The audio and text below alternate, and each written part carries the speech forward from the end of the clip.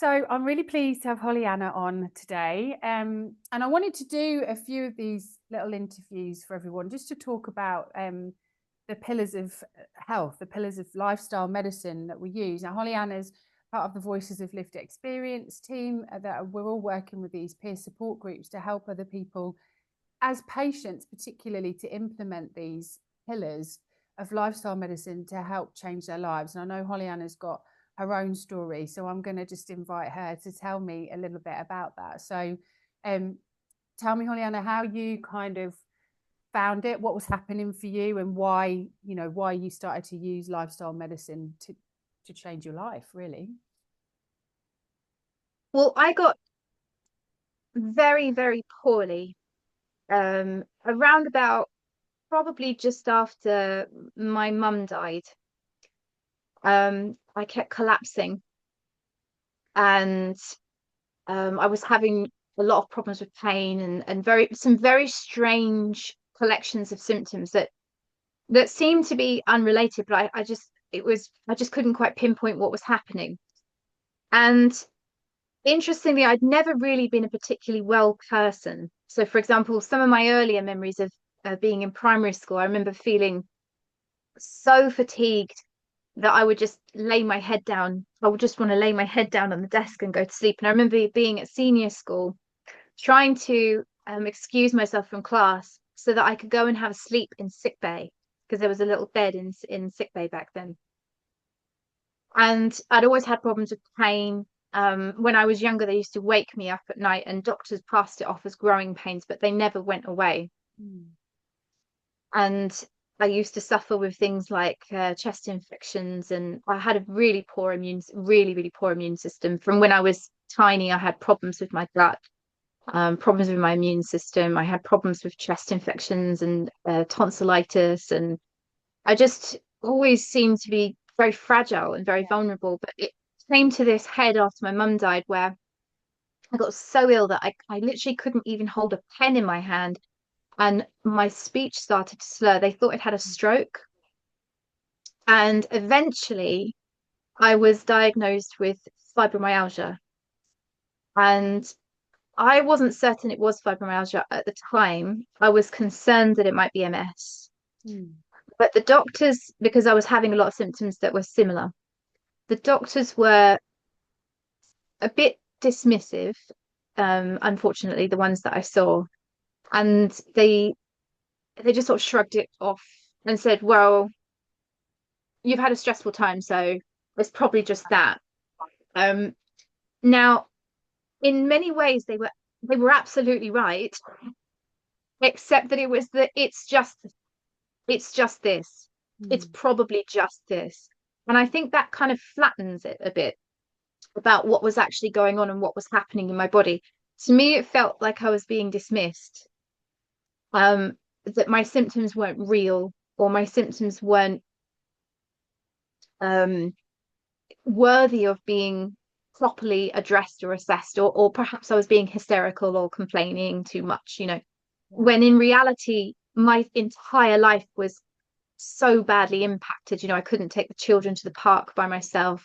I couldn't walk from one side of the room to the other and without having to lie down. And so for someone to say, oh, it's just stressed, what do you expect? You've got fibromyalgia. And how old were That's you at this point, Hollyanna? How probably about 35 at the young? time. Yeah. And I just couldn't in my mind foresee that this was going to be my life now. You know, I'd grown up very active. I was a dancer on the British squad. And so I'd always been very, very active. I'd always worked very hard. I got a job as soon as I was old enough. I was extremely independent in many ways. And now my independence has been completely taken away. And I just sat down and thought, well, what if it was MS, right? What would you do if the doctor said, okay, you do have MS? Are you going to take drugs? Are you going to, what would you do? And so I sat down and seriously thought about that. And I thought, well, no, I don't think so. I think I would try to manage it as best I can. So I was having this little conversation with myself. And so I just came to the conclusion, okay, well, do that then. Yeah, it doesn't Do really that. matter what the diagnosis is. I just feel like crap anyway. So we've got to Yes. do that. We've got to do that thing that's a step forward. Yeah. Yes, exactly. So I thought, well, regardless of label, regardless of diagnosis, just and they're not you're not going to outsource your health to them. You don't trust them, right? And I didn't trust them. Yeah. Yeah. And so I thought, well, you're not going to give it to them. They're being dismissive. You're not going to hand yourself over. So what are you going to do? And I thought, okay, well, I'm gonna sort this myself. Now, it was not an overnight recovery. I'm pleased to say that I am actually fully recovered. I did suffer with PTSD as well, which was quite severe. That manifested in frequent nightmares, panic attacks, um, flashbacks, anxiety, severe depression. Um, I had passive suicidality from the age of about 12. And yeah, and one attempt, one failed attempt at 17. And all of that's gone now. And it wasn't an overnight thing, but it was just started with this seed of like this question, okay, what are you going to do about it then? Yeah. Yeah. What's the next step? And that's really like Yeah. an intention, an internal decision, really, isn't it? To like, well, I can't do this anymore. So what am I going to do? What are my options? And that's often where a lot of us get so low that it's like, well, Mm. we've got to go somewhere and I'm not going that way, you know? So looking back now, Hollyanna, when you look at this kind of journey and, you know, because that's a lot of symptoms over a longer period of time. And it sounds like a lot of pushing through, a lot of driven, you know, having to work hard, you know, all that kind of thing. You know, we discussed a lot of this when we were down in Brighton about this commonality between all of us, which was this determination, but that Yeah. came often a lot of early life stress. Does that kind of sink in with your experiences? And you know, when, because it's often when we look back with hindsight, it's an amazing thing, isn't it? We can look back and go, oh, that makes so much sense now, but when we're in it, it's so hard to see because it's so normal for us. Yeah, I think at that time I probably didn't realize how much I'd been impacted physically by the stress that I'd experienced growing up. Yeah. So I was born into a religious cult, um, which was very, very controlling. Mm. My mother, I was fourth generation born in, and my mother was also very impacted and very traumatized by this cult. And she was very ill. She had some severe mental health issues and anorexia and bulimia. Yeah. And so she was, she had her own struggles. And instead of being very cared for, she was actually very kind of neglected and abandoned by the people Yeah. around her. Yeah. So my father, for instance, he was always away on business and very, very rarely there. And my older brother had very severe behavioral problems. And as the older he got, the more violent he became. Mm. And so for my mum and my younger sister and I, most of our early life, we were locked in a room trying to keep this other person out who was trying to attack us, you know, with knife or a big slither of like broken glass, and he's threatening to slit our throats or something like that. Um, and so that was like the first 10 years of my life, 11 years of my life. And then after my parents divorced, my dad remarried and my mum remarried. She remarried someone who had severe financial problems, drinking issues, and violence. So she married into domestic violence. And my father married someone who didn't want him to have had children before. So I ended up getting kicked out of my father's house and having to live with my mother, but literally with domestic violence going on almost a daily Yeah, basis. there's no safe So place at all. There's yeah, nowhere there to was no, run to. yeah, exactly. So I was, bullied at school, There was no safe environment at home. It was a very stressful environment being in competitive sport. And then, you think where church can sometimes provide a sense of safety and security, but this one didn't. It was very controlling, very judgmental. People are taught to kind of snitch on one another. It's very Yeah. elitist. Yeah. If you're not ticking all their boxes how they want you to, you're ostracized even within the group. And there's always a threat of being kicked out of the group. And if you're kicked out, then you're immediately kind of shunned. I married into that group. And the marriage, was as you would expect a marriage within a cult. It was very, very difficult and extremely challenging. And it certainly perpetuated more trauma rather than supporting what Yeah. I'd already been going through. It's often And the I'm way sure as well, isn't it, that we, our further relationships mirror, what happened to us. It's because it's what feels, it's normal to us, I suppose, in some way. yes, and it was normal to be, uh, you know, I didn't like it. And in many ways I didn't really fit in to any of the environment because I was not a noisy person, but I definitely was someone who would be pointing out the elephant in the room. And it's Yeah, the truth teller. that's Yeah, that's yeah, life. true. So yeah, and so I remember one occasion my dad had dropped. I was about 14, I think. He dropped me off to my mum's house, and my mum opened the door, and she was just black and blue. And my stepfather was there, and I think my stepsister as well. And I just said, "Oh my God, what's happened to your face?" Like just loud and brash as.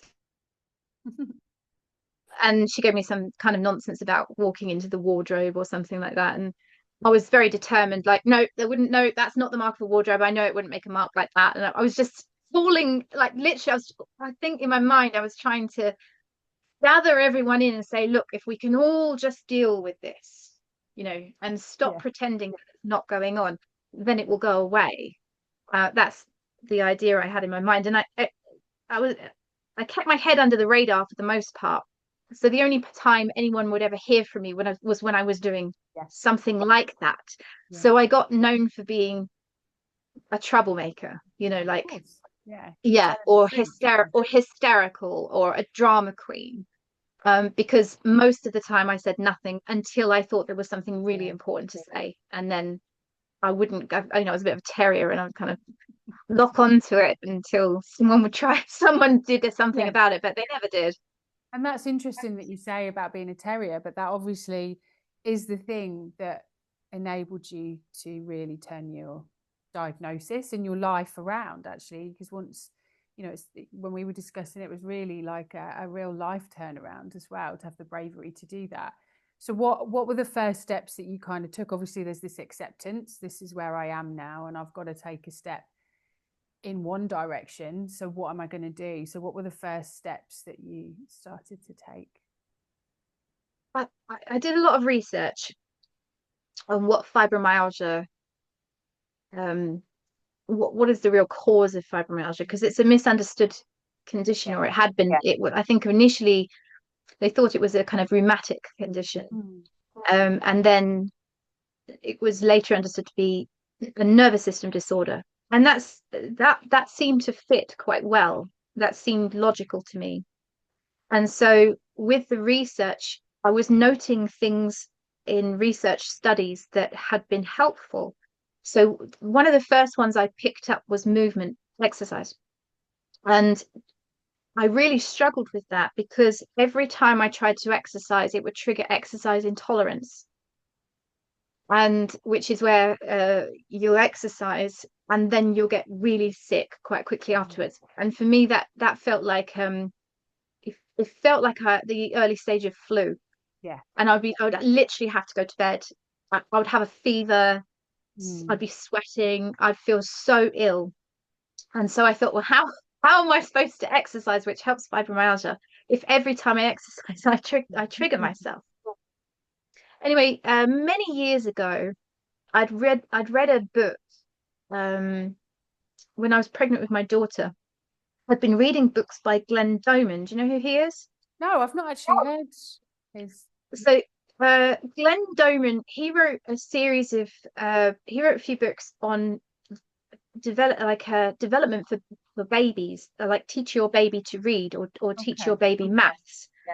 And I read those, and he written another book called What to Do with Your Brain Injured Child.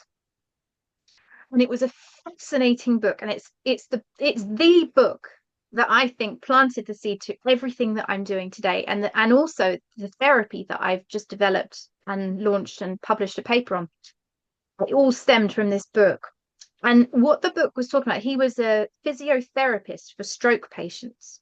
Mm-hmm. And he was started to think about applying the techniques he was using in stroke patient recovery with newborn babies who were born deaf or blind because of brain injury. Yeah. And one of the main things that he talked about in the book was the importance of things like cross pattern movements, right? Because when you cross patterning is when I use like Mm-hmm. right arm, left knee, right? Or when I cross the midline of the body. So things like crawling, the importance of crawling, Mm. um, walking while swinging your arms, Yeah. brachiating, which is like monkey bars, Mm-hmm. and swimming. All of these things were very, very important for brain development of all things. And he was able to get babies that were blind to be able to have their sight restored. Anyway, I was completely fascinated by this book, and I started to sit and think about the nervous system and the brain, and how plastic the brain is and how capable the body is of repair. And I thought, well, I wonder if I could design a program of exercise that would recruit the nervous system and sort of trick the body into thinking it hadn't exercised. Because I really sat down and thought about what is it that's causing exercise intolerance. And I thought, well, your heart rate goes up. Okay, your heart rate goes up. So then if your heart rate goes up, then your body's interpreting it as stress. And then it's crashing. So what if I raise the heart rate a little tiny bit, not much, just a tiny bit, Yeah. and then immediately brought it straight back down again? But the movements I made were kind of lots of cross pattern movements and neurological type movements. And so I started designing an exercise program that incorporated these elements and was able to rehabilitate myself back into being able to do full exercise. And I went from being able to not walk from one side of the room to the other to teaching something like, I think it was teaching about 22 classes a week or something like that, and running a business.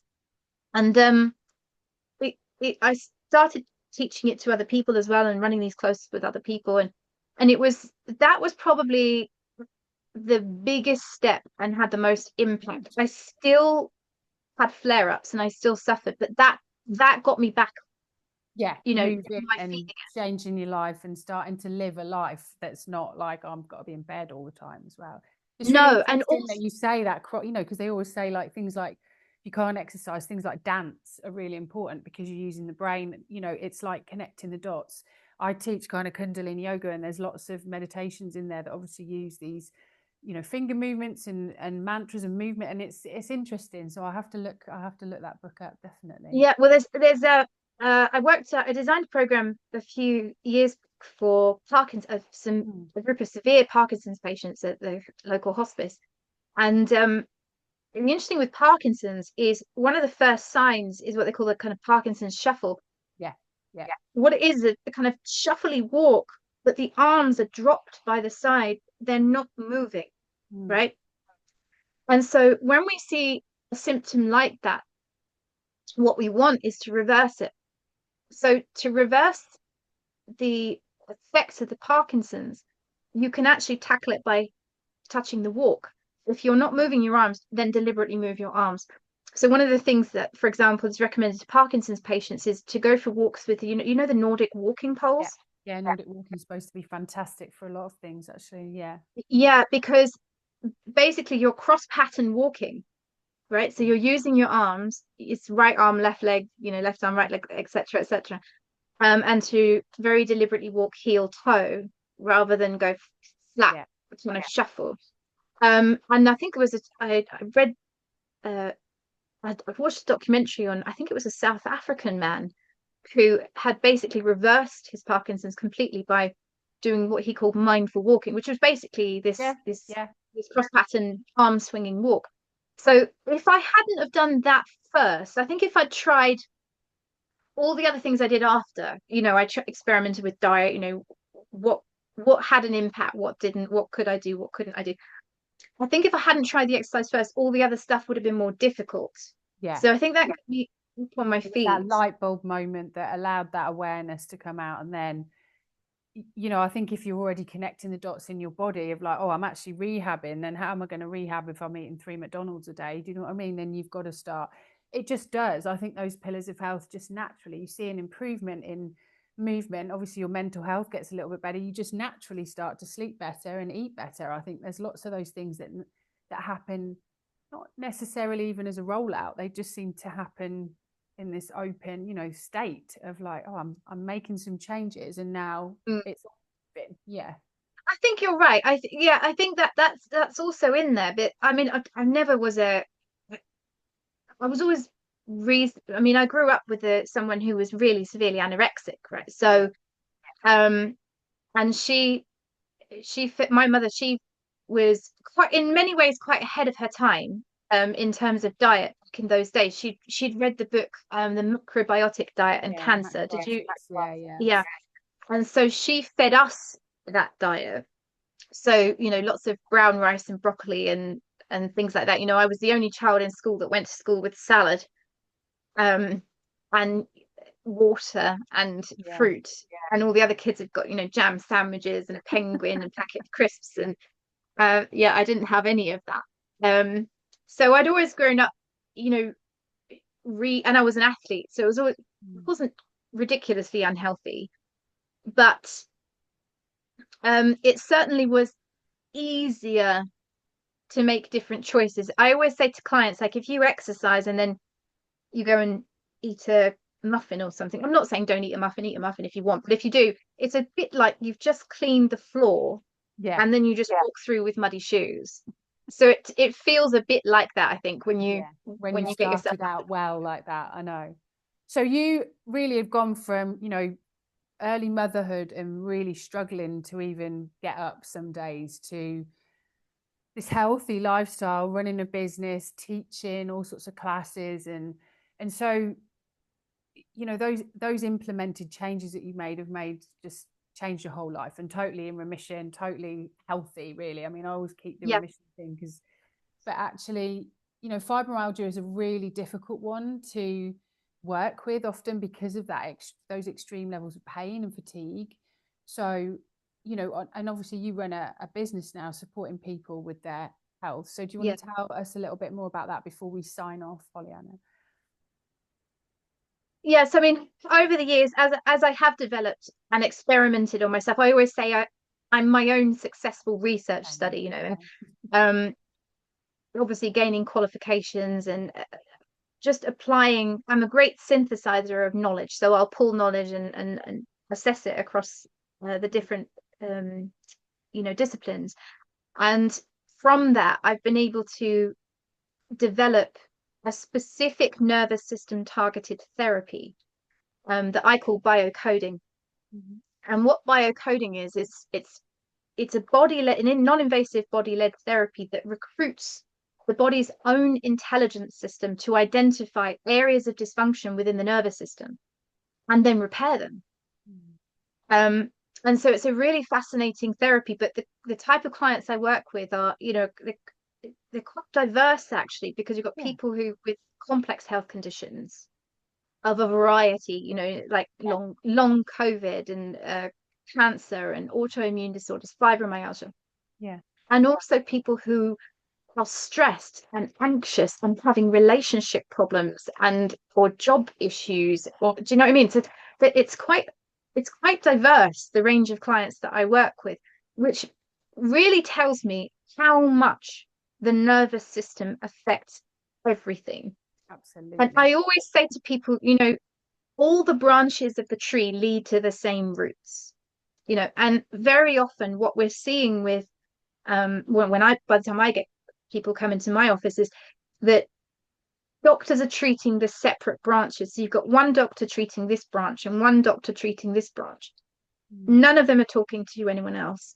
And nothing's happening at the root. So you sometimes get temporary changes, or you fluctuations, Yeah. or temporary relief, but it always comes back again. Mm. But when you just you ignore the branches, you go, yeah, I see there's a lot going on there, but why? And you go straight down to the root, which everything in the nervous system will tell you. So the nervous system will tell you, this is what's going on, this is what I'm feeling, this is what I don't like. And it's really interesting what comes out. I often use a combination of a little bit of hypnosis as well, because I like talking to the body. My clients call me the body whisperer, um, because I like talking to it. And very often the body will come out with some really interesting things. I was working with a lady with chronic migraines. She's in her 50s, but she's had migraines since the age of 15. Wow. And she's a very lovely woman, high achieving. She's got her own business, busy family life. She's very high functioning and successful. From the outside, you would never Mm. think anything was wrong. She's extremely pragmatic and kind of, oh, well, we just get on with things. And the type, because this is like, this is probably describing all of us. Um, well, we'll just get on with it. It's a bit like that. But she's addressed, she'd been poked and prodded and scanned and Yeah. chiropractic and physio, and these migraines had never gone away. They'd always been there. And the last session that we had, we were talking to the body, and I asked the body, come on, what's happening for you? What is it that you want to tell us? And it came out with 2 words. And she went, I don't know where that came from. I wouldn't have said that. Yeah, it's very similar to a lot of the root cause work that I do, which is Yeah. really just getting someone in a place of safety enough to listen, Yeah. and just be the guide and allow some tools to let them feel and move what's going on. So yeah, it's really interesting. It's really lovely work as well, actually. It Nice. is, it is lovely. And I think she had a lot more compassion, because I said, look, your body's just told you this is why I feel this way. And it's basically like, I don't feel safe. I Yeah. don't, she has got a safe life now, Yeah. but it was But stuck, and it was saying, when we're I programmed, still it I wasn't safe still at feel all. like that. I still Mm. feel like that because of this. I don't like that, and Yeah. it's once you start really listening to the body, it's so interesting. You must see it from your perspective with clients. Sometimes I've had clients just listen and go, oh, I'm so sorry, I didn't realize. Immediately, the symptom that they were working with, gone like that. Yeah. I've Literally gone. just finished kind of a 4-week group program in kind of just giving everyone a taster of what I do in my one-to-one sessions. And even just the journaling part of it, there's been such awareness of that. I'm slowing down, I'm intentionally listening to my body, I'm asking them asking it specific questions. And we had a final session last night, and it was, I think I've been doing this for a long time and I need to learn how to stop. It's been really interesting. And that's just a real tip of the iceberg kind of look at what's been going on. So yeah, it's really nice to hear other people doing similar work in different ways. I always think it's a really nice way to approach everything. And it has to be gentle, it has to be soft. It has to be. Yeah, I think you've got to go in. I think one of the problems I see with clients is they're always trying to go in so imposing and so aggressive, Yeah. an imposed solution on the body. But I always describe it this way. So imagine, I like to give a little bit of a paradigm shift to clients and how they consider themselves. Because what we kind of think about sometimes is like, I'm Hollyanna, and I've got this kind of meat vehicle that I'm lugging around with me, right? Yeah. And it's not working properly. And it's, and oh my God, it's, why are you so slow? Why are you so flat? Can't you just do that right? Oh, be quiet. I'm trying to do Mm. my work. Yeah. Here, have a glass of wine, because I know I you need to don't want to slow go you to that. down a little bit. Yeah. Yeah, I know you don't want to go to that party, but I want to have fun there. So just be quiet, right? And or take this pill. Be quiet. Yeah. It's all about, like, that's what we're like. But in reality, it's more like the system behaves more like um two separate intelligences. So you have the mind and Mm. the kind of awareness, and then you've got this body intelligence. And so I think of it more like partnership, you're, or like co-piloting. And I said, if you had a partnership, let's say you're in a relationship, right? What kind of a relationship is healthy and functional, right? Well, you're going to listen to one another, you're going to work together, you're going to provide what the other person needs, you're going to do things together, you're going to talk to one another. Well, what kind of relationship do we have with our body? Well, from what I've described, silencing it, telling it to shut up, being critical, drugging it to do things that drugging it in silence, or pouring alcohol to do things it doesn't want to do, I would call that abusive, right? Yeah, But I'm not even describing an extreme. it's normalized. That's the thing. Yes, Yeah. I'm describing someone who's just normal and average, most people, right? And yet, what kind of a partner is the body to us? Well, it's constantly trying to protect us, fight off invaders, heal us. It's trying to make adaptations so that we can do the things that we need to do. We're pushing it through pain and fatigue, and it's trying desperately to keep up. And it's constantly trying to signal us, like, look, just slow. Can you just slow down? Listen. Can you listen? Can you listen? I need to tell you this thing. I'm trying to tell you this thing. Screaming at you, right? You've got to stop. I can't do it anymore. I know. It's interesting. And so one thing I always say is, to start repairing your symptoms, if you want to get rid of your headaches or your pain or whatever's going on for you, you need to repair that relationship first. And it starts with listening. And that's why I tell clients, we're not trying to get rid of the tinnitus. We're trying to understand why it's there. And then it will calm down. Lovely. So where can everybody find you, Hollyanna, to come work with you? So you can find me on 2 websites at the moment, because I've got 2. So you've got HollyannaVellicourt.com or beesjourneywellness.com. So they're the 2, because I do some body works, and yeah. Put those in the notes. But I'll send you the links. Absolutely, send me the link. Yeah. Thank you so much for coming on, Hollyanna. It was so lovely, obviously working online together for a little while, but never really meeting up. It was a joy for me to meet everyone in Brighton. So a good kind of prompt. It was for me brilliant. to get out there. One of the things I love the most is meeting other people that are, as I think, I say this with love, that are as quirky and tenacious and belligerent and independent as I am. I think that just know that something's not right. That truth teller, that annoying little kid that can see everything and telling everybody, sometimes they might feel a little bit rejected, but actually at least they're on the right path, right? And that's what saved us a lot of the time, is that voice. Yes.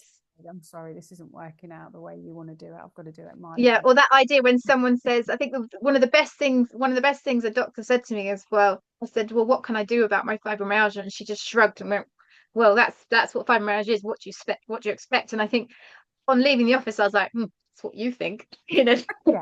It's a little bit we'll see. Fingers up to people, isn't it? A little bit of whatever, that kind of thing. Yeah, definitely. I've felt that on a few occasions. So we'll see. I'll show you. Yeah, I will show you. I definitely will. Yeah, there's that determination, isn't there, which saves us. It saved us. Absolutely. So thank you so much, Hollyanna, for joining me, and we'll look forward to. I'll pop in the links in the bio and everything, and I'm sure we'll meet again very soon. Thank you. Lovely.